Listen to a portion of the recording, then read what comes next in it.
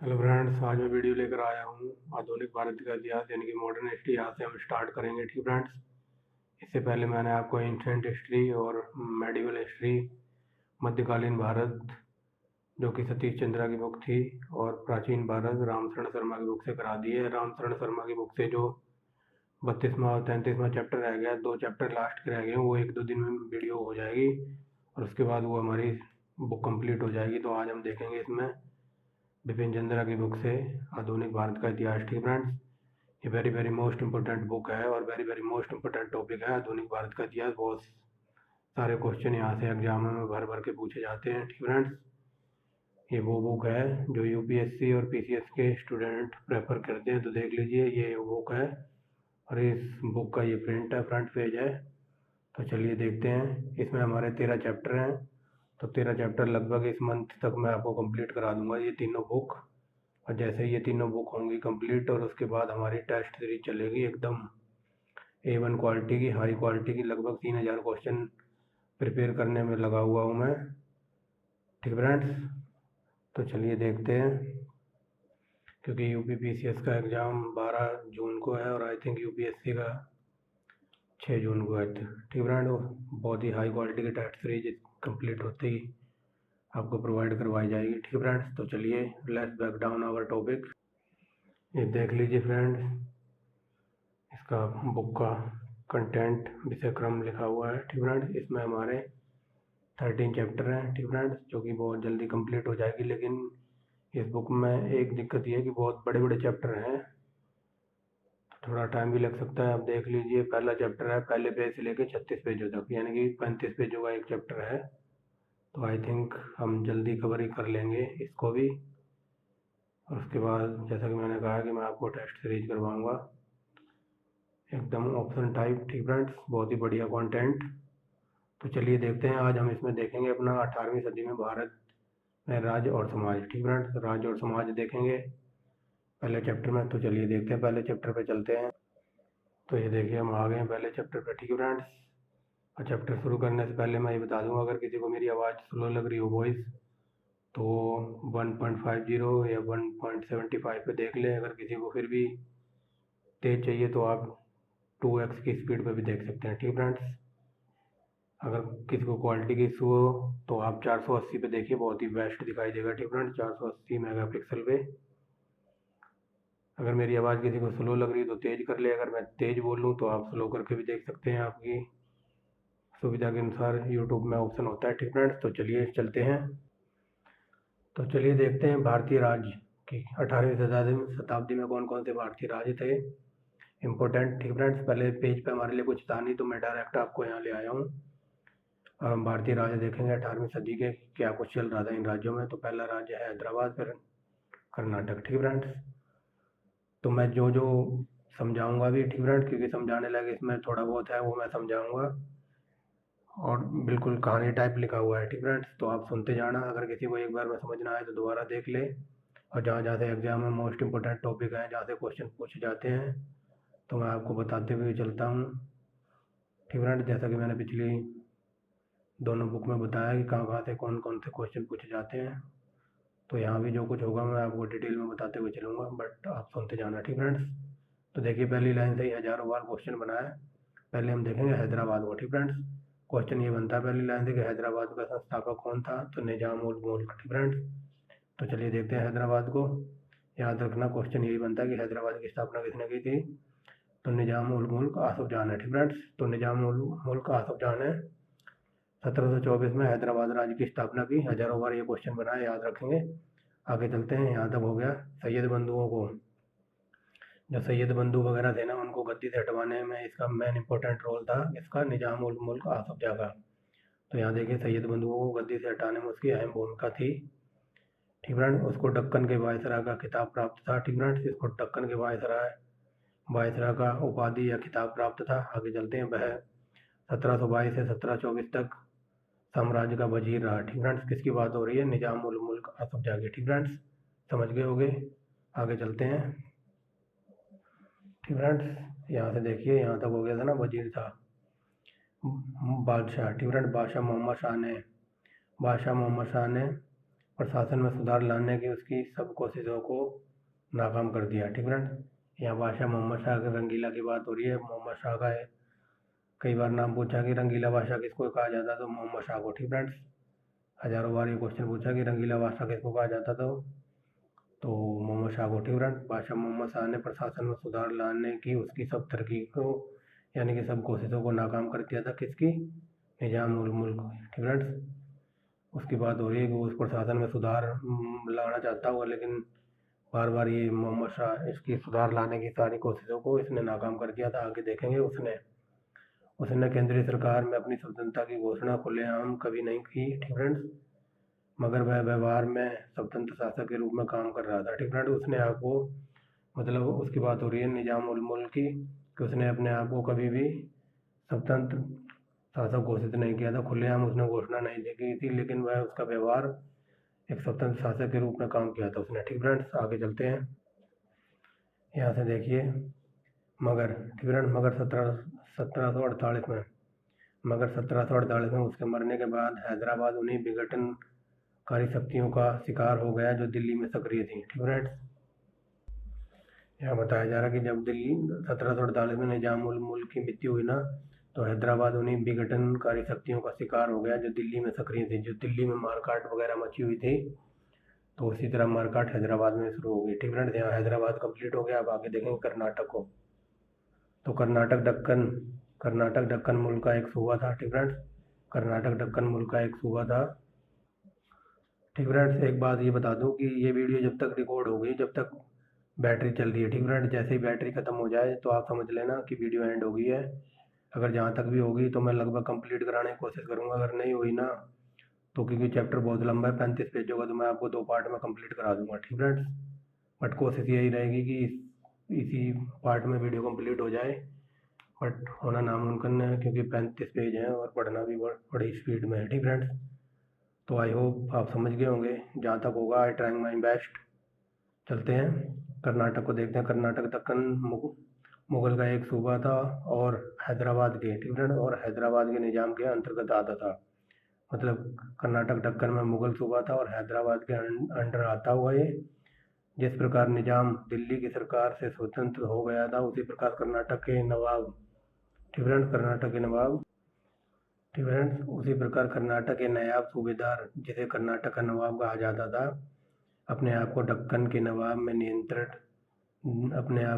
के नियंत्रण से मुक्त कर अपने ओहदे को वंशानुगत बना चुका था। ठीक फ्रेंड्स, इसने अपने आप को जो नायब था, सूबेदार था, उसने कर्नाटक का नवाब कहा जाता था, उसने अपने आप को दक्कन के नवाब के नियंत्रण से मुक्त कर लिया था। ठीक फ्रेंड्स, अलग कर लिया होगा और अपने ओहदे को ना वंशानुगत बना चुका था। मतलब ओहदा माने होता है पद, और अपने पद को उसने वंशागत बना लिया था। कर्नाटक के नवाब सादतुल्ला खान ने अपने भतीजे दोस्त अली को निजाम की मंजूरी के बिना अधिकारी बना दिया हुआ। ठीक फ्रेंड्स, आगे देखते हैं। समझ गए होंगे यहाँ तक कि जो उसका भतीजा था ना, नवाब, कर्नाटक का नवाब था सादतुल्ला खान ने अपने भतीजे दोस्त अली को निजाम की मंजूरी के बिना, आगे देखते हैं, ठीक फ्रेंड्स, निजाम की मंजूरी के बिना ही अपना उत्तराधिकारी बना लिया। तो यहाँ पर ख़त्म होता है हमारा कर्नाटक। अब आगे देखेंगे, वेरी वेरी मोस्ट इंपॉर्टेंट है बंगाल। तो बंगाल को देखते हैं। केंद्रीय सत्ता की बढ़ती कमजोरियों का फ़ायदा उठाकर। ठीक फ्रेंड्स, केंद्रीय सत्ता की बढ़ती कमजोरियों का फ़ायदा उठाकर 2 व्यक्ति मुर्शिद कुली खां और अलीवर्दी खान ने बंगाल को स्वतंत्र बना दिया। ठीक friends, very very most important है ये दोनों नाम। आगे देखते हैं। मुर्शिद कुली खां को 1717 में जाकर बंगाल का सूबेदार बनाया गया। ठीक फ्रेंड्स, मुर्शिद कुली खां को 1717 में बंगाल का सूबेदार बनाया गया था, मगर वह वास्तविक शासक 1700 से ही था। किसका? बंगाल का, जब उसे दीवान बनाया गया था। ठीक फ्रेंड्स, यानी कि 1717 में से जाकर बंगाल का सूबेदार बनाया गया था, लेकिन वो वास्तविक शासक बंगाल का 1700 से ही था जब उसे दीवान बनाया गया था। ठीक फ्रेंड्स, आगे देखते हैं। यहाँ से देखिए उसके शासन के दौरान 3 विद्रोह हुए। ठीक फ्रेंड्स, पहला विद्रोह सीताराम राय ने, उदय नारायण और गुलाम मोहम्मद ने किया। ठीक फ्रेंड्स, उसके बाद शुजात खान ने बगावत की। ठीक फ्रेंड्स, पहला विद्रोह हुआ था सीताराम राय, उदय नारायण और गुलाम मोहम्मद ने किया था। उसके बाद शुजात खान ने बगावत की। अंतिम विद्रोह नजात खान का था। ठीक फ्रेंड्स, तीनों विद्रोह कंप्लीट हो गए। आगे देखते हैं। मुर्शिद कुली खां 1727 में मर गया। ठीक फ्रेंड्स, मुर्शिद कुली खां 1727 में मर गया। उसके बाद उसका दामाद शमसुद्दीन ने बंगाल पर 1739 तक शासन किया। ठीक फ्रेंड्स, ये सीक्वेंस याद रखना, अभी बताता हूँ। उसकी जगह शासन किया, उसकी जगह उसका बेटा सरफराज खान आया, जिसे उसी साल गद्दी से हटाकर अलीवर्दी खान नवाब बन गया। ठीक फ्रेंड्स, तो ये सीरीज में बता रहा था, ये यूपीपीसीएस में कई बार क्वेश्चन बना है। ठीक फ्रेंड्स, जो बंगाल के नवाब थे उनको सीक्वेंस में लगाने के लिए कई बार क्वेश्चन पूछा जाता है। तो पहला था मुर्शिद कुली खां। ठीक फ्रेंड्स, ये देखिए मुर्शिद कुली खां 1727 में मर गया, यानी कि पहले आएगा मुर्शिद कुली खां, उसके बाद आएगा उसका दामाद शमसुद्दीन, और उसके दामाद के बाद आएगा उसका बेटा सरफराज खान, और लास्ट में आएगा अलीवर्दी खान। ठीक फ्रेंड्स, ये नाम याद रखना, वेरी वेरी मोस्ट इंपॉर्टेंट है। कई बार ये सीक्वेंस में लगाने के लिए पूछ लेता है कि इनको सीक्वेंस में लगा दो, यानी कि क्रोनोलॉजिकल ऑर्डर में। ठीक फ्रेंड्स, कालानुक्रम में। तो मुर्शिद कुली खां, शमसुद्दीन, फिर सरफराज और फिर सरफराज का बेटा, याद रखना। ठीक फ्रेंड्स, चलते हैं। इन तीनों नवाबों ने बंगाल पर शांतिपूर्ण और सुव्यवस्थित प्रशासन किया। ठीक फ्रेंड्स, इन तीनों नवाबों ने बंगाल पर शांतिपूर्ण और सुव्यवस्थित प्रशासन दिया। मुर्शिद कुली खान ने, ठीक फ्रेंड्स, मुर्शिद कुली खान ने नए भू राजस्व कर, ठीक फ्रेंड्स, नए भू राजस्व बंदोबस्त के जरिए जमीन क्या कहते हैं जागीर भूमि के बड़े भाग को खालसा भूमि बना दिया। ठीक फ्रेंड्स, मुर्शिद कुली खां की बात हो रही है, जो उसने नए भूभाग बंदोबस्त के जरिए जागीर भूमि के एक बड़े भाग को खालसा भूमि बना दिया। ठीक फ्रेंड्स, और इजारा व्यवस्था वेरी वेरी मोस्ट इंपॉर्टेंट है। जो ठेके की प्रथा है ना, ठेकेदारी की प्रथा, पटाईदारी की प्रथा, उसको इजारा कहते हैं, जो आज भी हमारे देश में प्रचलित है। कई जगह पर इजारा व्यवस्था आरंभ की। ठीक फ्रेंड्स, ठेके वगैरह की था ना, ये मैंने बता दिया है। जो इजारा व्यवस्था थी, ठेके पर या बटाई पर जो भी कर वसूला जाता था, तो उसकी बात हो रही है, उसने आरंभ की। स्थानीय जमींदारों और सौदागर साहूकारों के बीच उसने राजस्व वसूलने वाले किसानों और सौदागर साहूकार भर्ती किए थे। ठीक फ्रेंड्स, किसकी बात हो रही है? मुर्शिद कुली खां की। ठीक फ्रेंड्स, उसने जो किसानों और सौदागरों के साहूकार भर्ती किए। उसने गरीब खेतिहरों को, ठीक फ्रेंड्स, जो गरीब किसान वगैरह होंगे, उसने गरीब खेतिहरों को तकावी ऋण दिए। ठीक फ्रेंड्स, इसने ऋण वगैरह भी प्रोवाइड कराए होंगे। आगे चलते हैं। उसने जमींदारों और किसानों से लगान वसूली बड़ी निर्दयता के साथ की। ठीक फ्रेंड्स, बड़ी बेरहमी से जो इसने ऋण वगैरह वसूल करता हुआ, उसकी बात बताई जा रही है कि उसने जमींदारी और किसानों से लगान की वसूली बड़ी निर्दयता के साथ की होगी। आगे देखते हैं। यहाँ देखिए, उन्होंने ईस्ट इंडिया कंपनी के नौकरों को देश के कानूनों का पालन करने तथा अन्य व्यापारियों के बराबर सीमा शुल्क देने के लिए मजबूर किया। ठीक फ्रेंड, किसने? मुर्शिद कुली खान ने। उसने जो ईस्ट इंडिया के कंपनी के नौकर वगैरह होंगे, तो उनको कहा होगा कि मेरा कानून है, हमारा देश है, हमारे देश के कानून का पालन करो, और व्यापारियों के बराबर जो अन्य व्यापारी जो भी टैक्स वगैरह देते होंगे या कर वगैरह, तो उनकी सीमा शुल्क के बराबर कर देने के लिए उसने मजबूर किया था। किसको? ईस्ट इंडिया कंपनी के नौकरों को, जो भी वहाँ वर्कर वगैरह होंगे, उनकी बात हो रही है। ठीक फ्रेंड्स, आप देखते हैं अलीवर्दी खां को। अलीवर्दी खां ने अंग्रेजों और फ्रांसीसियों को कोलकाता और चंद्रनगर में अपने कारखानों की किलाबंदी करने की इजाज़त नहीं दी। ठीक फ्रेंड्स, अब अलीवर्दी खान आ गया है। तो अलीवर्दी खान ने अंग्रेजों और फ्रांसीसी जो थे यहाँ काम करने के लिए या फैक्ट्री खोलने के लिए आए थे, तो उसने चंद्रनगर के अपने कारखानों को किलाबंदी करने की इजाज़त नहीं दी थी। मतलब फैक्ट्री के चारों ओर जो घेरा कर देते हैं, दीवार वगैरह खींचते हैं, तो वो घेराबंदी करने की इजाज़त नहीं दी थी, किलाबंदी करने की। ठीक फ्रेंड्स, आगे देखते हैं। अंग्रेजी ईस्ट इंडिया कंपनी को, ठीक फ्रेंड्स, अंग्रेजी ईस्ट इंडिया कंपनी को सैनिक शक्ति का प्रयोग करने प्रवृत्ति को मजबूती से नहीं दबाया। ठीक फ्रेंड्स, अलीवर्दी खान ने जो अंग्रेज वगैरह थे ना, ये अपनी सैन्य शक्ति मतलब बढ़ाते जा रहे थे, मतलब फौजी वगैरह इनकी मिलिट्री में भर्ती होते जा रहे थे। तो वही बात बताई जा रही है कि अंग्रेजी ईस्ट इंडिया कंपनी को सैन्य शक्ति का उपयोग करने प्रवृत्ति से इन्होंने नहीं दबाया था। किसने? अलीवर्दी खान ने। ठीक फ्रेंड्स, मतलब ये सैन्य शक्ति वगैरह भर्ती किए जा रहे होंगे सिपाही, इसकी वजह से अंग्रेजों की फौज मजबूत होती जा रही थी, और इन्होंने इस चीज़ पर कोई ध्यान नहीं दिया। ठीक फ्रेंड्स, और ना ही इन्होंने अपनी फौज बढ़ाने पर, अपनी शक्ति को मजबूत करने, अपनी सेना को मजबूत करने पर ध्यान नहीं दिया था। और यही मेन पॉइंट होता है यहाँ पर, जिसकी वजह से आगे जाके युद्ध होता है, प्लासी की लड़ाई होती है। और उस प्लासी की लड़ाई में इनको पता लगता है कि हमारे पास तो सेना हमने थी नहीं, सेना बनाने पर कभी ध्यान ही नहीं दिया, और जिसकी वजह से ये युद्ध हार जाते हैं। आगे देखते हैं। यहाँ देखिए बंगाल के नवाबों ने, ठीक फ्रेंड्स, बंगाल के नवाबों ने शक्तिशाली फौज बनाने की ओर ध्यान नहीं दिया। ठीक फ्रेंड्स, जो भी मैंने ऊपर बताया कि बंगाल के जो नवाब वगैरह थे, ना तो उन्होंने अंग्रेजी शक्ति, जो सैन्य शक्ति वगैरह थी, उनको दबाने की कोशिश की, और ना ही अपनी शक्तिशाली फौजें बनाने की ओर ध्यान दिया। ठीक फ्रेंड्स, आगे देखते हैं। देखिए यहाँ जब 1756-57 में ईस्ट इंडिया कंपनी ने अली वर्दी खां के उत्तराधिकारी सिराजुद्दौला के खिलाफ लड़ाई का ऐलान किया, तब शक्तिशाली फौज के अभाव में विदेशी कंपनी की जीत में काफ़ी योगदान रहा। ठीक फ्रेंड्स, जो ये प्लासी की लड़ाई वगैरह हुई थी, हज़ारों बार क्वेश्चन पूछा गया कि कब हुई थी, तो 1757 में हुई थी। ठीक फ्रेंड्स, आई थिंक 23 जून 1757 में हुई थी। और कई बार ये क्वेश्चन बना किस किस के बीच हुई थी, तो ईस्ट इंडिया कंपनी और सिराजुद्दौला के बीच हुई थी।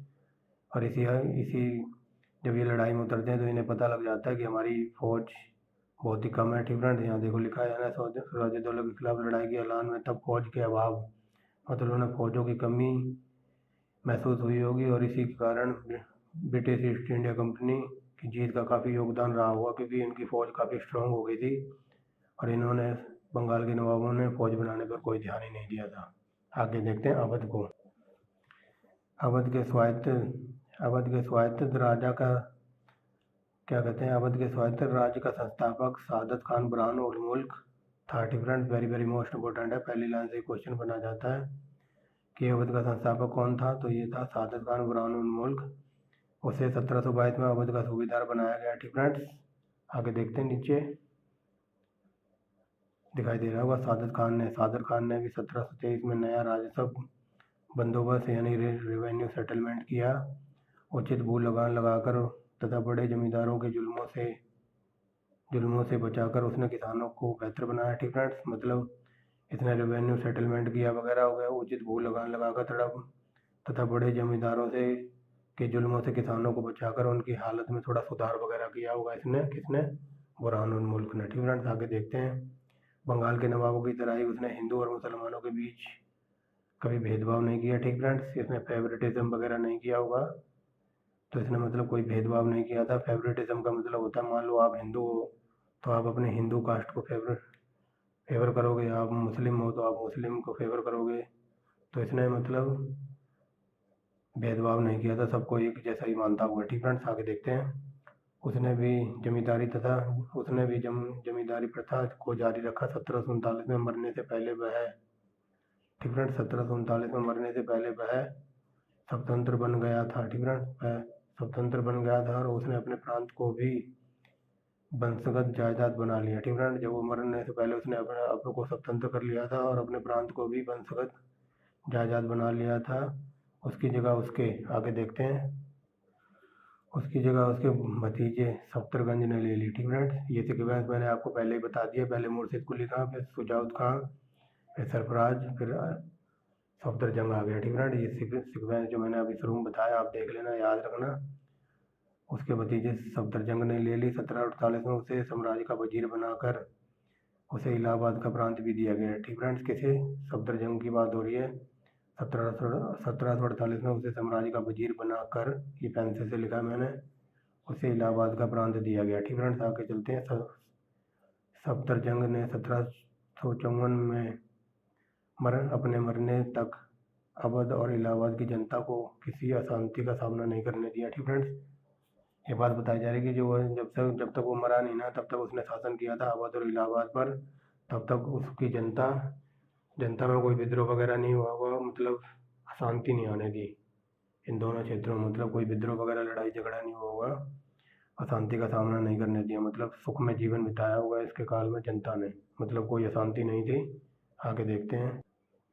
नवाबों के खिलाफ 1750-51 की लड़ाई में उसने मराठों की सैनिक सहायता तथा, ठीक फ्रेंड्स, यहाँ से है बंगस, ठीक फ्रेंड्स, ऊपर से है बंगस नवाबों के खिलाफ। ठीक फ्रेंड्स, बंगस नवाबों के खिलाफ 1750-51 की लड़ाई में उसने मराठों की सैनिक सहायता तथा जाटों का समर्थन प्राप्त किया। ठीक फ्रेंड्स, जो बंगस वगैरह के साथ इनके लड़ाई वगैरह हुई होगी बंगस के नवाबों के साथ, तो इसने हेल्प ली थी, मराठों की सहायता और जाटों का समर्थन प्राप्त किया था उसे। ठीक फ्रेंड्स, यहाँ से देखिए उसे बाद में पेशवा के साथ एक करार किया। ठीक फ्रेंड्स, उसने बाद में पेशवा के साथ एक करार किया, मतलब एक समझौता किया, जिसके अनुसार पेशवा ने मुगल साम्राज्य को अहमद शाह अब्दाली के खिलाफ मदद देने और उसे भारतीय पठानों तथा राजपूतों जैसे अंदरूनी विद्रोहियों से बचाने का वचन दिया। ठीक फ्रेंड्स, समझ गए होंगे। आगे चलते हैं। बदले में पेशवा को 50 लाख तथा पंजाब, सिंध और उत्तर भारत के कई जिलों का चौथ दिया जाने वाला था। ठीक फ्रेंड्स, समझ गए होंगे। यहाँ पर करार हुआ था ना, एक समझौता हुआ था। तो समझौते में ये हुआ था कि जो ये पेशवा वगैरह थे, इन्होंने ये कहा था कि हम तुम्हें मुगल साम्राज्य को अहमद शाह अब्दाली के खिलाफ हम मदद देंगे, तुम्हें पठानों और राजपूतों के अंदरूनी विद्रोह से बचाने का वचन दिया था। और उसके बदले में पेशवा को मिला था 50 लाख रुपए, पंजाब, सिंध और उत्तर भारत के कई जिलों का चौथ दिया जाने लगा। ठीक फ्रेंड्स, मतलब इन जो भी ये स्टेट थे ना, पंजाब, सिंध और उत्तर भारत के कई जिलों का जितना भी कर वगैरह इकट्ठा होता होगा, तो ये चौथ मराठा से संबंधित था। 1000 बार क्वेश्चन पूछा गया, लेकिन ये हम आगे पढ़ेंगे। ठीक फ्रेंड्स, तो इन स्टेटों से जो भी कर वगैरह होता था, ये पेशवाओं को दिया जाने लग गया होगा, अकॉर्डिंग टू द कॉम्प्रोमाइज, यानी जो समझौता वगैरह किया था उसके अनुसार। आगे देखिए, 1775 के बाद अवध के नवाबों का निवास स्थान हो गया। ठीक फ्रेंड्स, जो 1775 के बाद अवध नवाबों का स्थान हो गया था रहने का, तुरंत ही कला और साहित्य को संरक्षण प्रदान करने की दृष्टि से दिल्ली का प्रतिबंधी हो गया। ठीक फ्रेंड्स, मतलब 1775 की बात हो रही है। 1775 के बाद अवध नवाबों के रहने का स्थान बन गया था और तुरंत ही उसने साहित्य को संरक्षण देने की दृष्टि से वह दिल्ली का प्रतिबंधी हो गया। ठीक फ्रेंड्स, साहित्य और कला को संरक्षण दिया होगा और इसकी ऐसा करने से वह दिल्ली का प्रतिबंधी हो गया। ठीक फ्रेंड्स, अब बंगाल के बाद देखेंगे मैसूर को। ठीक फ्रेंड्स, हम मैसूर राज्य को देख रहे हैं, तो चलिए देखते हैं। दक्षिण भारत में हैदराबाद के पास हैदर अली के अधीन जिस सबसे महत्वपूर्ण सत्ता का उदय हुआ वह मैसूर था। ठीक फ्रेंड्स, देख लीजिए पहली लाइन, दक्षिण भारत में हैदराबाद के पास हैदर अली के अधीन जिस सबसे महत्वपूर्ण सत्ता का उदय हुआ तो वह मैसूर था। ठीक फ्रेंड्स, आगे देखते हैं 18वीं। यहाँ से देखिए 18वीं सदी में शुरू हुए। ठीक फ्रेंड्स, 18वीं सदी में शुरू हुए नंजराज होता था सर्वाधिकारी, और देवराज यानी कि दुलवई नाम के 2 मंत्रियों ने मैसूर की शक्ति अपने हाथों में ले रखी थी। ठीक फ्रेंड्स, यहाँ बताया जा रहा है कि 18वीं सदी के शुरुआत में 2 व्यक्ति होंगे, नंजराज और देवराज के नाम के 2 मंत्री थे। उन्होंने मैसूर की शक्ति अपने हाथों में ले रखी थी। ठीक फ्रेंड्स, इस प्रकार वहाँ के राजा चिक्का कृष्णराज को उन्होंने कठपुतली में बदल दिया। ठीक फ्रेंड्स, क्योंकि ये मंत्री थे तो इसके अंडर जो भी वगैरह आते होंगे, सेना वगैरह, तो सब कुछ इनके अंडर ही थे। तो राजा तो बस एक कठपुतली बन गया होगा, क्योंकि सारी शक्ति इनके हाथों में थी। तो इसी वही बात बताई जा रही है कि इन्होंने जो वहाँ का राजा था चिक्का कृष्णराज को कठपुतली में बदल दिया। मतलब तुम राजा तो राजा ही रहोगे, लेकिन हुक्म हमारा मानोगे, जो हम कहेंगे वो तुम बोलोगे और वही पूरी जनता करेगी। ठीक फ्रेंड, कठपुतली में बदल दिया। अब आगे देखते हैं, वेरी वेरी मोस्ट इंपॉर्टेंट है अगली लाइन। हैदर अली का जन्म 1721। ठीक फ्रेंड, हैदर अली का जन्म 1721 में एक अत्यंत सामान्य परिवार में हुआ। ठीक फ्रेंड्स, याद रखना, कई बार क्वेश्चन बना है कि हैदर अली का जन्म कब हुआ था, 1721 में हुआ था, सामान्य परिवार में। ठीक फ्रेंड्स, उसने अपना जीवन मैसूर की सेना में एक साधारण अधिकारी के रूप में शुरू किया। मतलब उसने अपना जीवन मैसूर की सेना में एकदम साधारण मतलब आम आदमी की तरह, आम सिपाही की तरह शुरू किया था। आगे चलते हैं। अब यहाँ से देखिए 1755 में डिंडीगुल। ठीक फ्रेंड्स, 1755 में डिंडीगुल में उसने एक आधुनिक शस्त्रागार की स्थापना की। वेरी वेरी मोस्ट इंपॉर्टेंट है, 1000 बार एग्जाम में पूछा गया है कि डिंडीगुल में शस्त्रागार की स्थापना किसने की थी, तो हैदर अली ने की थी। और कई बार ये पूछा जाता है कि कहाँ पर की थी, तो डिंडीगुल में। 1755 याद रखेंगे। उसने फ्रांसीसी विशेषज्ञों की मदद ली। ठीक फ्रेंड, उसने फ्रांसीसी विशेषज्ञों की मदद ली। 1761 में उसने नंजराज को सत्ता से अलग कर दिया। ठीक फ्रेंड, ये नंदराज और देवराज ऊपर 2 बंदे थे ना, मंत्री थे, तो उनकी बात हो रही है। उसने नंदराज को 1761 में सत्ता से अलग कर दिया तथा मैसूर राज पर अपना अधिकार कायम कर लिया। किसने? टीपू सुल्तान के पापा ने, हैदर अली ने। ठीक friends, very very most important है ये लाइन। पढ़ा लिखा ना होने के बावजूद वह एक कुशल प्रशासक था। ठीक फ्रेंड्स, कई बार एग्जाम में पूछा गया कि कौन अनपढ़ था, यानी कि पढ़ा लिखा कौन नहीं था, तो हैदर अली नहीं था, उसके बावजूद भी वो एक अच्छा शासक था। आगे देखते हैं। आगे देखिए, अपनी सत्ता के लगभग आरंभ से ही वह मराठा सरदारों, निजामों, अंग्रेजों के साथ लड़ाई में लगा रहा। कौन? हैदर अली। अपनी सत्ता के लगभग आरंभ से ही वह मराठा सरदारों, निजामों, अंग्रेजों के साथ लड़ाई में लगा रहा। उसने 1769 में अंग्रेजी फौजों को हराया। ठीक फ्रेंड्स, उसने 1769 में अंग्रेजी फौजों को हराया और मद्रास तक पहुंच गया। कौन? हैदर अली। वह 1782 में द्वितीय आंग्ल मराठा युद्ध के दौरान मारा गया। वेरी वेरी मोस्ट इंपॉर्टेंट है। द्वितीय आंग्ल मैसूर युद्ध कब हुआ था? 1782 में। वेरी वेरी मोस्ट इंपॉर्टेंट है, कई बार पूछा गया है। मारा गया। ठीक फ्रेंड, उसके स्थान पर टीपू सुल्तान गद्दी पर बैठा। ठीक फ्रेंड्स, टीपू सुल्तान कौन था? हैदर अली का बेटा था। आगे चलते हैं। अब देखेंगे टीपू सुल्तान को अंग्रेजों के हाथों। ठीक फ्रेंड, अंग्रेजों के हाथों 1799 में मारे जाने तक टीपू ने मैसूर पर शासन किया। वेरी वेरी मोस्ट इंपॉर्टेंट है पहली लाइन। कई बार एग्जाम में ये पूछा जाता है कि टीपू सुल्तान की मृत्यु कब हुई थी? 1799 में। ठीक फ्रेंड्स, 1799 में। कई बार ये पूछा जाता है कहाँ हुई थी, तो श्रीरंगपट्टनम में। ठीक फ्रेंड्स, समझ गए होगे पहली लाइन। आगे देखते हैं। यहाँ से देखिए उसे। ठीक फ्रेंड, ये उसे लिखा हुआ है। उसे फ्रांसीसी क्रांति में गहरी दिलचस्पी थी। किसकी बात हो रही है? टीपू की। उसे फ्रांसीसी क्रांति में गहरी दिलचस्पी थी। उसने श्रीरंगपट्टनम में एक स्वतंत्रता वृक्ष भी लगवाया। वेरी वेरी मोस्ट इंपॉर्टेंट है, कई बार ये पूछा गया है कि स्वतंत्रता वृक्ष किसने लगवाया था? टीपू ने लगवाया था। और कहाँ लगवाया था? श्रीरंगपट्टनम में, याद रखेंगे। अब यहाँ से देखिए, उसने जागीर देने की प्रथा को खत्म कर दिया करके। ठीक फ्रेंड, उसने जागीर देने की प्रथा को खत्म करके राज्य की आय बढ़ाने की कोशिश की। ठीक फ्रेंड्स, सिंपल वे में लिखा हुआ है। आगे देखते हैं। यहाँ से वह पैदावार का 1/3 हिस्सा भू राजस्व के रूप में लेता था। ठीक फ्रेंड, कौन? टीपू। वह पैदावार का 1/3 हिस्सा भू राजस्व के रूप में लेता था, यानी कि कर लेता होगा 1/3। उसकी पैदल सेना यूरोप के शैली में बंदूकों और संगीनों से लैस थी। ठीक फ्रेंड्स, मतलब इसकी जो सेना थी ना, जो जैसे यूरोप के सैनिक थे ना, टोपी और एकदम वर्दी लगाते थे, जैसे आज के टाइम आर्मी की वर्दी होती है ना, टोपी, हेलमेट, सूट, जैकेट वगैरह थी, तो उसी के यूरोप की सेना की तरह इसकी भी सैनिक थे। तो वो सब मतलब साजो सामान और बंदूकों से, संगीनों से लैस थे, मतलब फुल ड्रेस वगैरह लगा के रहते होंगे। कौन?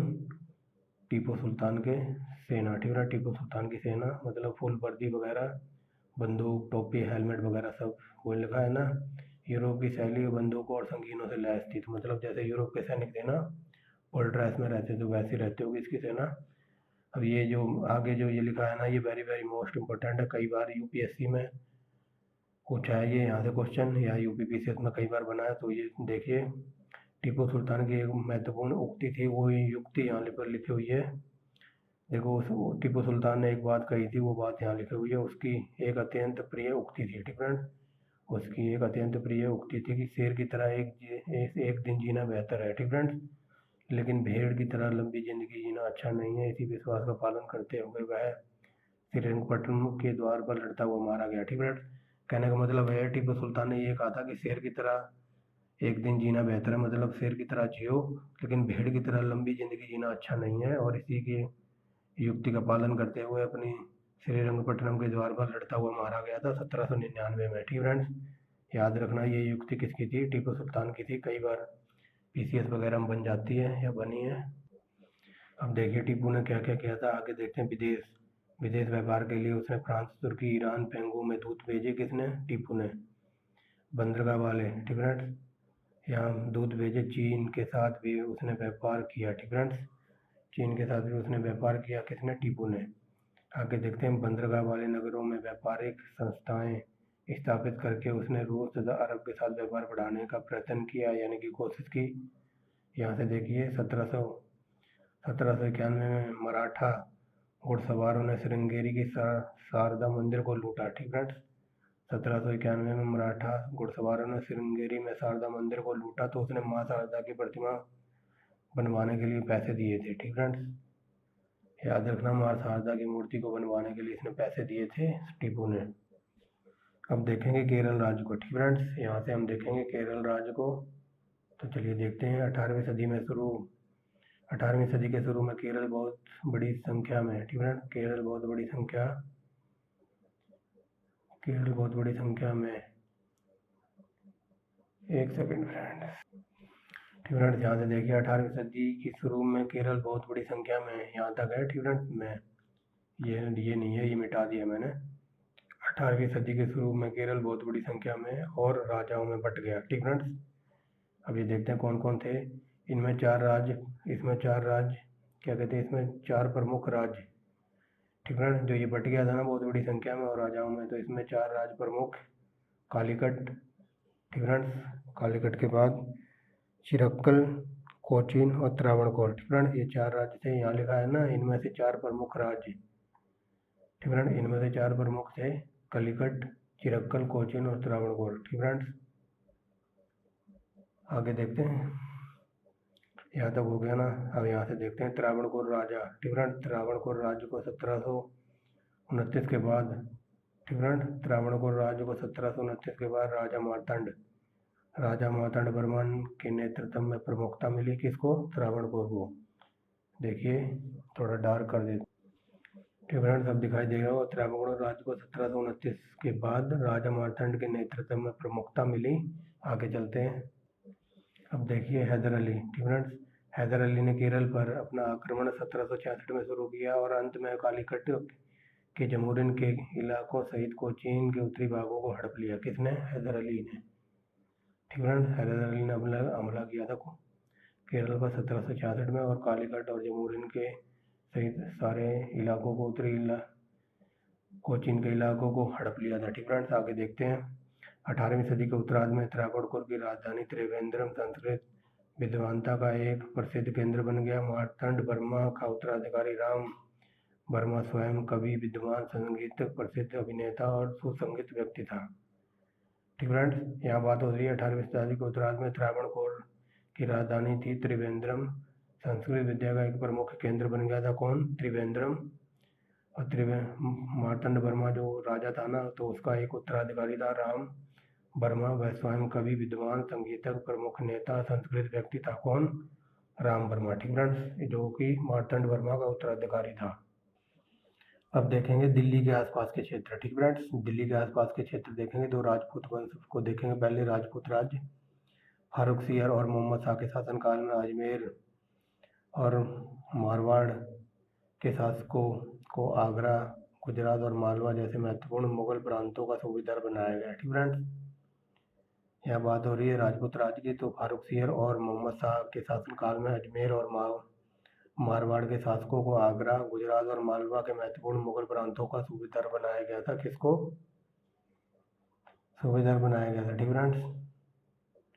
फ्रेंड्स, सूबेदार बनाया गया था अजमेर और मारवाड़ के शासकों को, गुजरात और मालवा के महत्वपूर्ण प्रांतों का। ठीक फ्रेंड्स, आगे देखते हैं। 18वीं सदी के बाद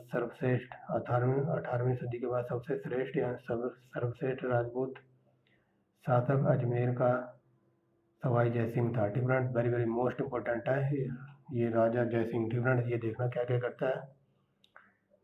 ठीक फ्रेंड्स, यहाँ तक था ना। सबसे अधिक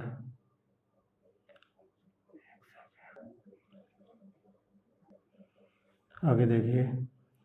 ठीक है, 18वीं सदी में सबसे श्रेष्ठ राजपूत शासक अजमेर का सवाई जयसिंह था। ठीक फ्रेंड्स, आगे देखते हैं। वह विज्ञान प्रेमी के रूप में प्रसिद्ध हुआ। ठीक फ्रेंड्स, कौन?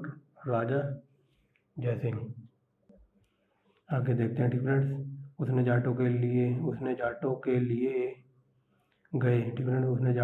गए इलाकों पर जैसे जयपुर शहर की स्थापना की और उसे विज्ञान और कला का महत्वपूर्ण केंद्र बनाया। ठीक फ्रेंड्स, किसने?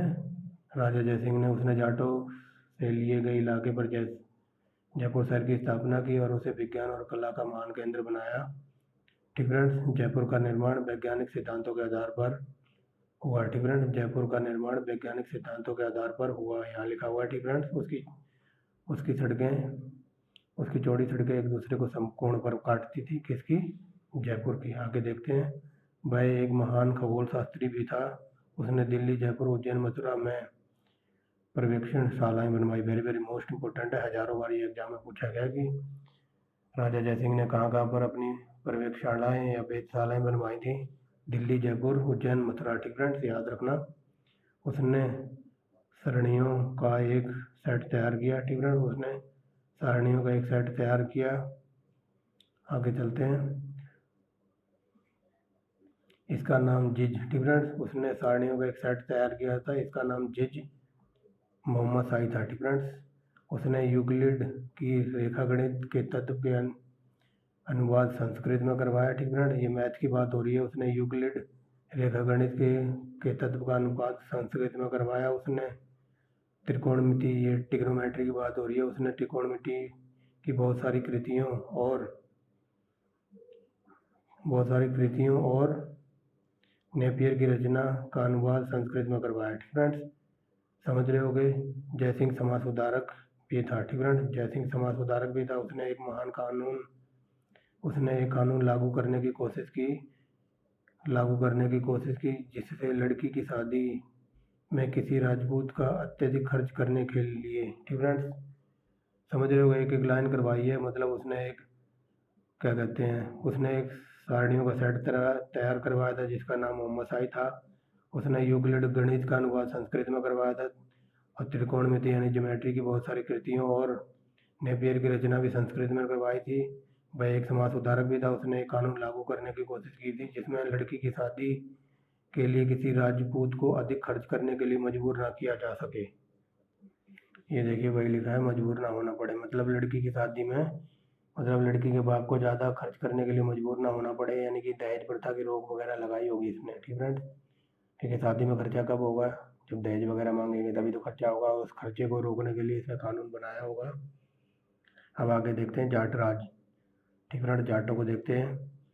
मथुरा के आसपास के जाटों ने 1669 और फिर 1688 में अपने जाट जमींदारों के नेतृत्व में विद्रोह किए। ठीक फ्रेंड्स, आगे देखते हैं। भरतपुर के जाट साम्राज्य की स्थापना चूड़ामन और बदन सिंह ने की थी। वेरी वेरी मोस्ट इंपॉर्टेंट है, कई बार एग्जाम में ये बना है कि जाट राज की स्थापना किसने की थी, तो चूड़ामन और बदन सिंह ने की थी। और कई बार क्वेश्चन ये बनता है कि जाट राज अपने चरम सीमा पर कब पहुंचा था और किसके शासनकाल में। तो ये देखिए, जाट सत्ता सूरजमल के नेतृत्व में अपनी उच्चतम गरिमा पर पहुंच गई। किसके शासनकाल में? सूरजमल के। ठीक फ्रेंड्स, पहुंच गई। सूरजमल ने 1756 से 1763 तक शासन किया। ठीक फ्रेंड्स, यहाँ शासन किया, यहाँ तक हो गया था ना। आगे देखते हैं। उसने अपना एकाधिकार पूर्व में गंगा से लेकर दक्षिण में चंबल तथा पश्चिम में आगरा के सूबे से लेकर दिल्ली के सूबे तक फैलाया। किसने फैलाया था? ये सूरजमल ने। ठीक फ्रेंड्स, इसकी बात हो रही है। फैलाया, यहाँ तक हो गया। मतलब इसने इसका राज्य विस्तार यहाँ तक किया था, दिल्ली के सूबे तक फैलाया। उसने राज्य के अन्य जिलों के अलावा आगरा, मथुरा, मेरठ, अलीगढ़ जिले भी शामिल थे। ठीक फ्रेंड्स, जो इसके राज्य का विस्तार हो रहा था उसके राज्य के अन्य जिलों के अलावा आगरा, मथुरा, मेरठ और अलीगढ़ राज्य भी शामिल थे इनके राज्य में। ठीक फ्रेंड्स, आगे देखते हैं। अब देखेंगे बंगस, पठान और रोहिले। ठीक फ्रेंड्स, ये बंगस, पठान और रोहिले, अभी पीछे बंगस का चर्चा हुई थी ना, ये वही बंगस है। एक अफगान मोहम्मद खां बंगस। ठीक फ्रेंड्स, एक अफगान मोहम्मद शाह बंगस ने फर्रुखाबाद के इर्द गिर्द के इलाकों, अलीगढ़ और कानपुर के इलाके पर फारुखसियर और मोहम्मद शाह के शासनकाल में अपना राज्य कायम कर लिया। ठीक फ्रेंड्स, जो एक अफगान था मोहम्मद खां बंगस ने फर्रुखाबाद के जो आसपास के इलाके वगैरह हैं, उस इलाके में अलीगढ़ और कानपुर के इलाके भी आते होंगे, यानी कि जो अलीगढ़ और कानपुर का इलाका वगैरह एरिया था ना, वो फर्रुखाबाद के इर्द गिर्द पड़ता होगा। और फारुखसियर और मोहम्मद शाह के शासनकाल में अपना अधिकार कायम कर लिया था इन इलाकों पर। किसने? मोहम्मद बंगस खान ने। ठीक फ्रेंड्स, आगे चलते हैं। इसी प्रकार नादिर शाह के आक्रमण के बाद प्रशासन के ठप हो जाने पर अली मोहम्मद खान ने रोहिलखंड नामक एक राज्य कायम किया। ठीक फ्रेंड्स, मतलब इधर नादिर शाह का आक्रमण वगैरह हो गया होगा तो प्रशासन वगैरह ठप हो गई होगी, तो इसी का फायदा उठाकर मोहम्मद अली खान ने रोहिलखंड नामक एक नया राज्य कायम कर लिया। यह राज्य हिमालय की तराइयों में दक्षिण गंगा और उत्तर के कुमायूं की पहाड़ियों तक फैला हुआ था। ठीक फ्रेंड्स, दिखाई नहीं दे रहा होगा, अभी दिखाई देगा। यहाँ देखिए, हिमालय की तराई और दक्षिण गंगा के उत्तर कुमायूं तक फैला हुआ था। ठीक फ्रेंड्स, ये पढ़ा दिया है। इसकी राजधानी पहले बरेली में आंवला में थी और उसके बाद रामपुर चली गई। ठीक फ्रेंड्स, किसकी, जो क्या कहते हैं, अभी पीछे पढ़ाया, क्या नाम था उसका। फ्रेंड्स, इसकी राजधानी बरेली फिर रामपुर चली गई थी, किसकी, अली मोहम्मद खां की। ठीक फ्रेंड्स, रोहिलों का आबद दिल्ली और जाटों से लगातार टकराव होता रहता था। ठीक फ्रेंड्स, रोहिलों का आबद दिल्ली और जाटों के साथ टकराव होता रहता था। आप देखेंगे सिख राज्य को, सिख धर्म के शुरुआत गुरु नानक ने 15वीं शताब्दी में की। ठीक फ्रेंड्स, एक लड़ाकू समुदाय में बदल के रूप में सिखों को बदलने का काम गुरुगोविंद ने आरंभ किया। ठीक friends, very very most important है, दोनों लाइन्स है, हजारों बार क्वेश्चन बना है। सिख धर्म की स्थापना किसने की थी, गुरु नानक ने। और गुरु नानक का कई बार जन्म पूछा जाता तो ये 1469 में हुआ था, तलवंडी में। ठीक फ्रेंड्स, तो कई बार ये क्वेश्चन बना कि सिखों को लड़ाकू समुदाय में बदलने की कोशिश किसने की थी या बदला था, तो गुरु हरगोविंद ने बदला था। ठीक फ्रेंड्स, आगे देखते हैं। मगर अपने 10वें और आखिरी गुरु गोविंद सिंह की नेतृत्व में सिख राजनीति और एक फौजी ताकत बनी। ठीक फ्रेंड्स, औरंगजेब के मरने के बाद गुरु गोविंद सिंह ने बहादुर शाह का साथ दिया। ठीक फ्रेंड्स, आगे चलते हैं।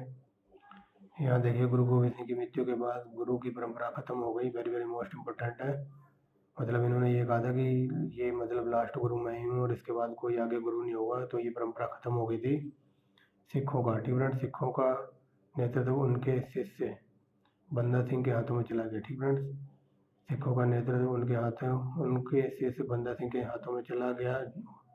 उसने, ठीक फ्रेंड्स, उसने किसानों और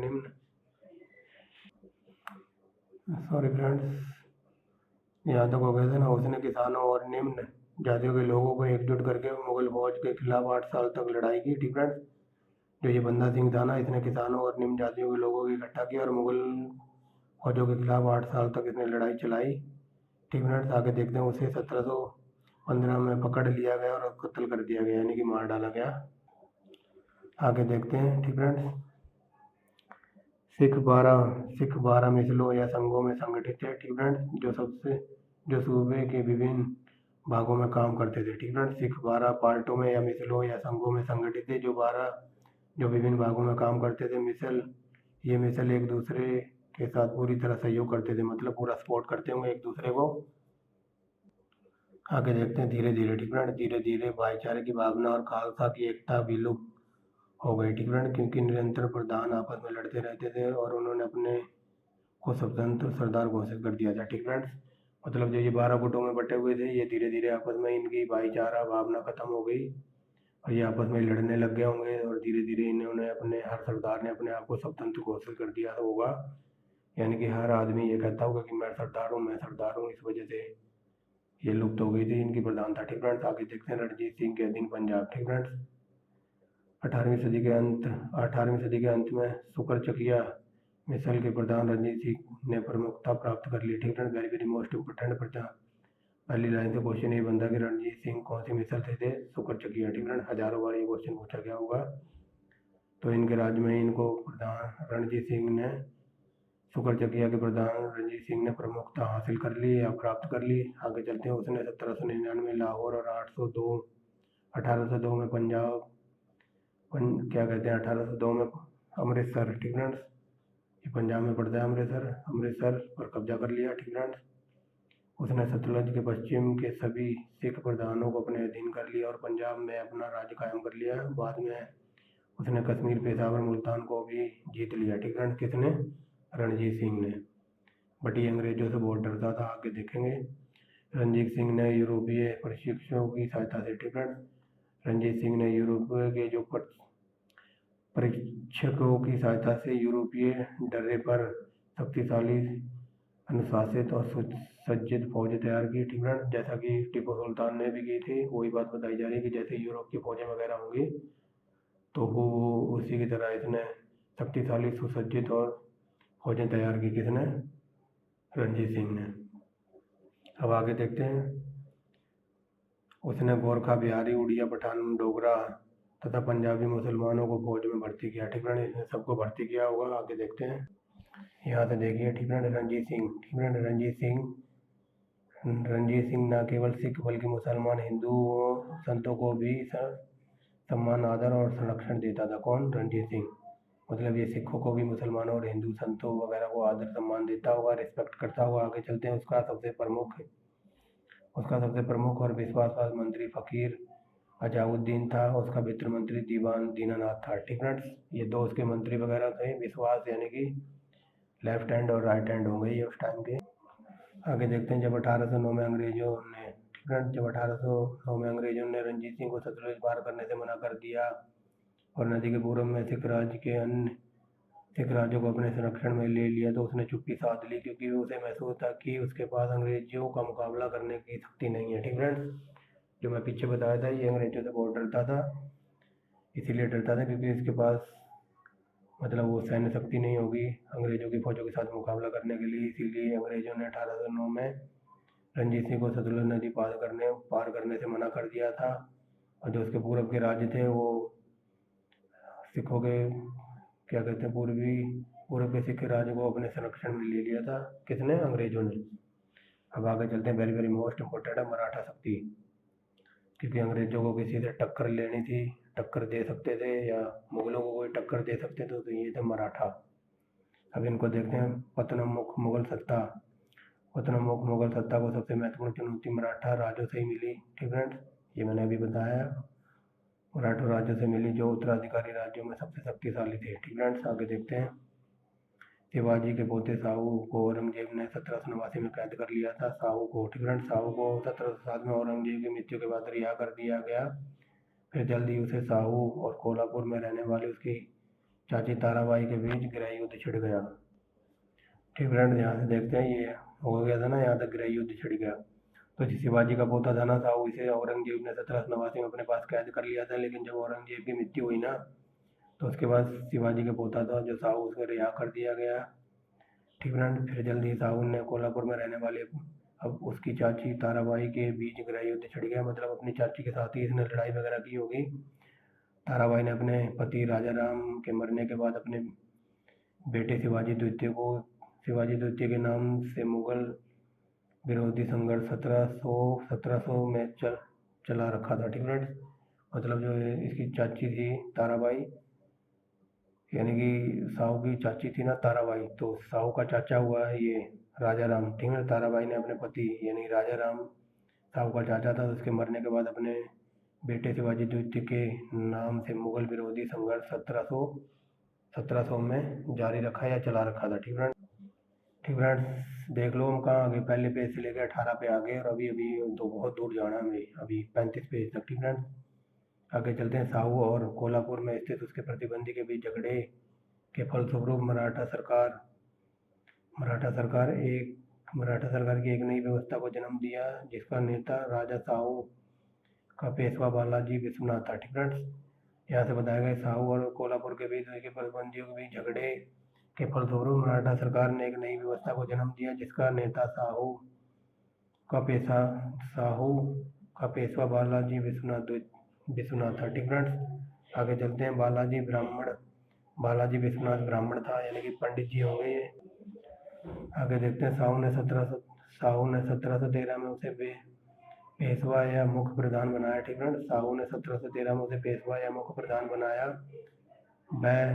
वह और उसका बेटा बालाजी प्रथम ने पेशवा को मराठा साम्राज्य का कार्यकारी प्रधान बना दिया। ठीक फ्रेंड्स, आगे देखते हैं। ठीक फ्रेंड्स, उसने दक्कन का चौथ और सरदेशमुखी देने के लिए जुल्फिकार खां को राजी कर लिया। ठीक friends, very very most important है ये सरदेशमुखी और चौथ। उसने जुल्फिकार को राजी कर लिया कि भाई तू हमें टैक्स देगा। उसने सैयद बंधुओं के साथ एक समझौते पर दस्तखत किए। वे सारे इलाके जो पहले शिवाजी के राज्य के हिस्से में थे, साहू को वापस दे दिए गए। ठीक फ्रेंड्स, समझौता वगैरह हुआ होगा, जो पहले इलाके शिवाजी के अंडर में थे, तो वो साहू को वापस दे दिए गए। आगे देखते हैं। वह 1714 में औरंगजेब के मकबरे तक पैदल चलकर खुलदाबाद गया और उसके प्रति सम्मान व्यक्त किया। ठीक friends, very very most important है ये लाइन, कई बार एग्जाम में पूछी कि औरंगजेब के मकबरे पर पैदल चलकर कौन गया था, तो ये साहू गया था। ठीक फ्रेंड्स, और कई बार ये पूछा जाता है कि औरंगजेब का मकबरा कहाँ है, तो खुलदाबाद में। ठीक फ्रेंड्स,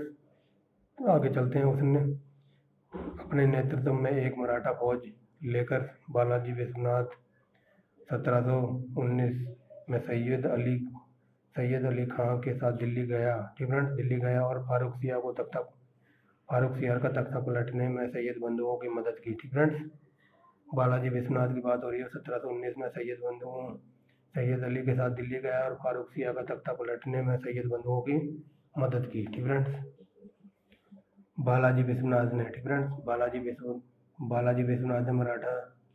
मराठा सरदारों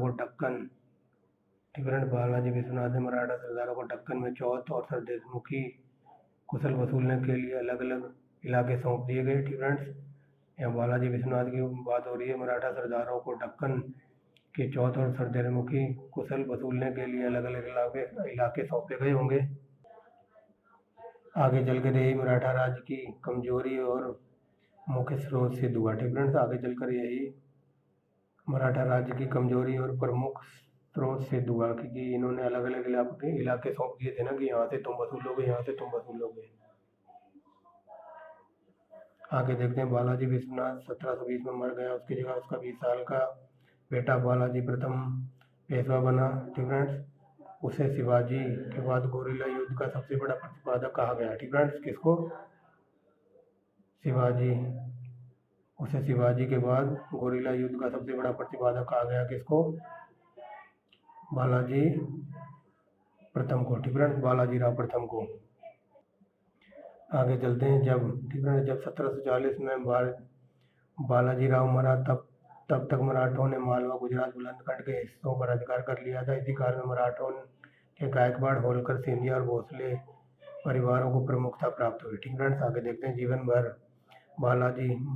भर बालाजी राव ने दक्कन के निजाम उल मुल्क की शक्ति और नियंत्रण प्राप्त करने की कोशिश की। ठीक फ्रेंड्स, जीवन भर बालाजी ने दक्कन के निजाम उल मुल्क की शक्ति को नियंत्रित करने की कोशिश की। ठीक फ्रेंड्स, मतलब ये जो दक्कन का निजाम उल मुल्क था ना, इसकी शक्ति को रोकने की या सीमित करने की कोशिश करता रहा हुआ लाइफ टाइम। ठीक फ्रेंड्स, आगे देखते बालाजी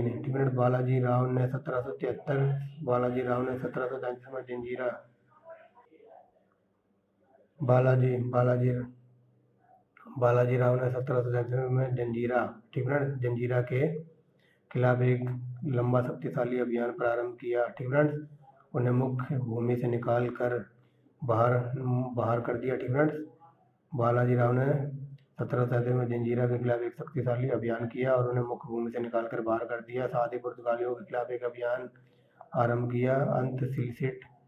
अंत सिलिसिट और बसीने पर कब्जा कर लिया। किसने? बालाजी राव ने। ठीक फ्रेंड्स, आगे देखते हैं। ठीक फ्रेंड्स, बालाजी राव ने 18 साल का बेटा बालाजी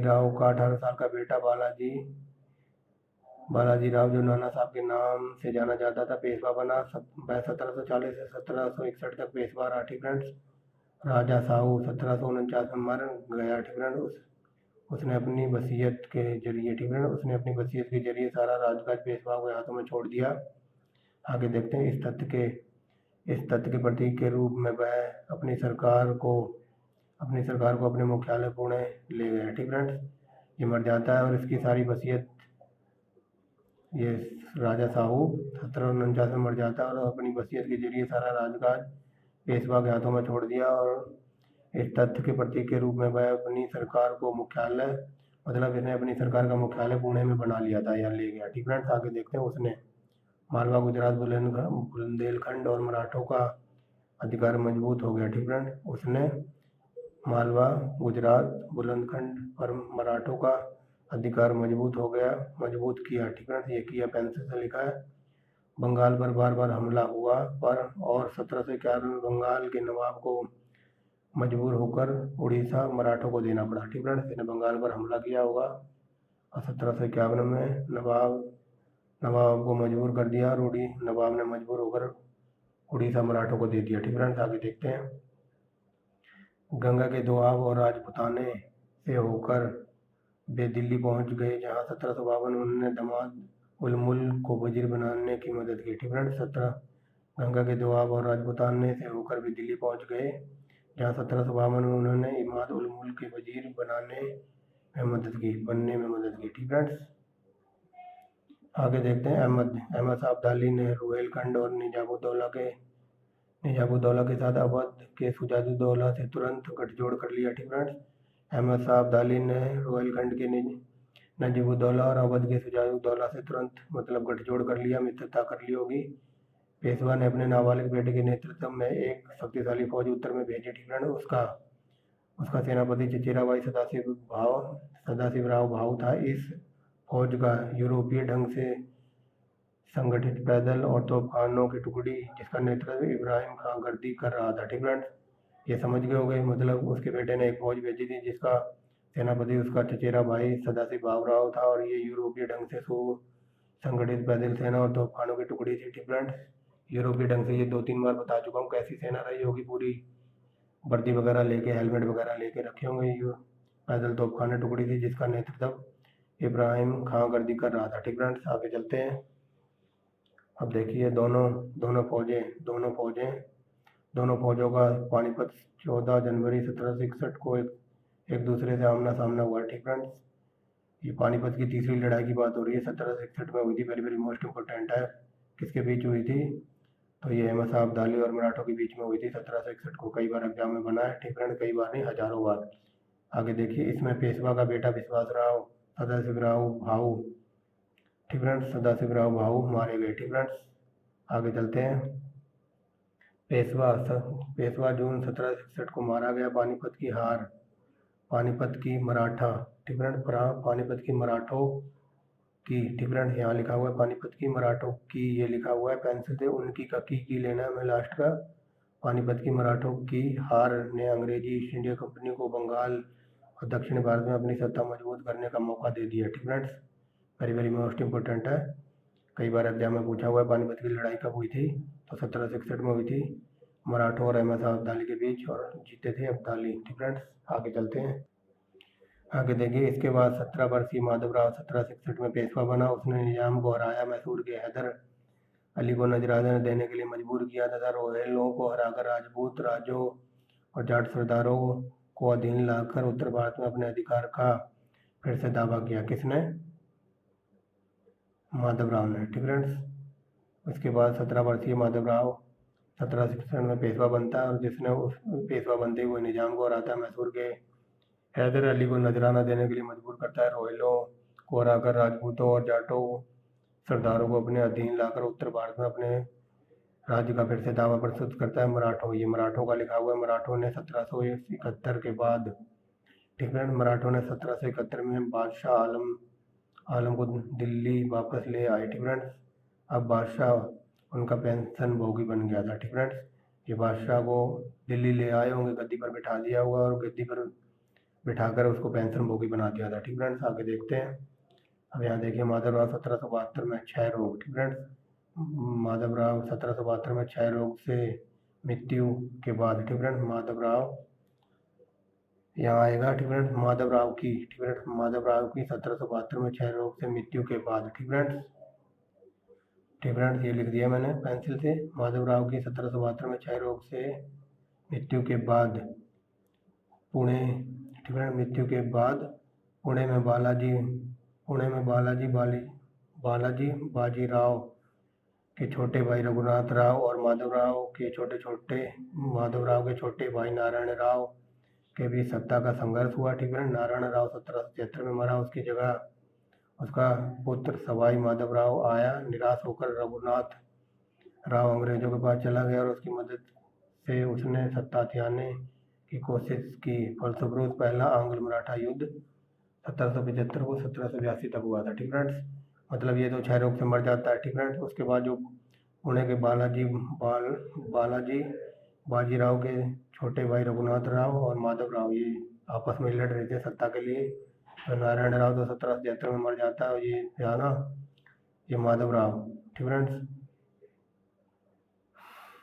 क्या कहते हैं, नारायण राव 1773 में मरा, उसका पुत्र आया माधव राव। ठीक फ्रेंड्स, तो ये जो उसका पुत्र आया माधव राव निराश होकर रघुनाथ राव, ये था ना, दो भाई थे, ये रघुनाथ राव था, तो ये अंग्रेजों से जान मिल जाता है जाके और अंग्रेजी से सत्ता हथियाने के लिए बलपूर्वक मदद करते हैं, जिसके परिणाम स्वरूप पहला आंग्ल मराठा युद्ध होता है। 1775 से लेकर 1782 तक चलता है ये। ठीक फ्रेंड्स, कई बार एग्जाम में बना है, याद रखना। आगे चलते हैं।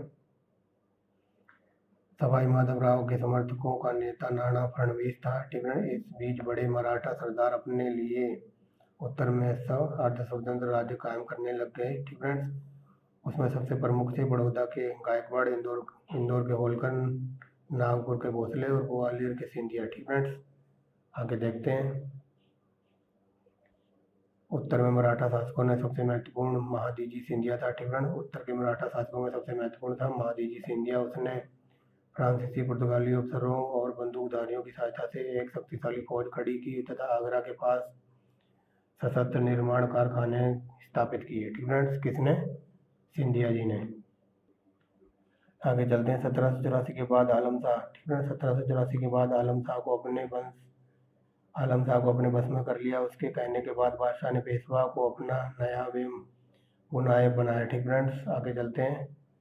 मगर उसने अपनी एक शक्ति नाना फडणवीस के खिलाफ साजिशें करने में लगाई। ठीक फ्रेंड्स, आगे देखते हैं। वह इंदौर के होलकर का भी बड़ा कटु शत्रु था। ठीक फ्रेंड्स, वह 1794 में मरा। नाना फडणवीस 1800 में मर गए। ठीक फ्रेंड्स, आगे चलते हैं।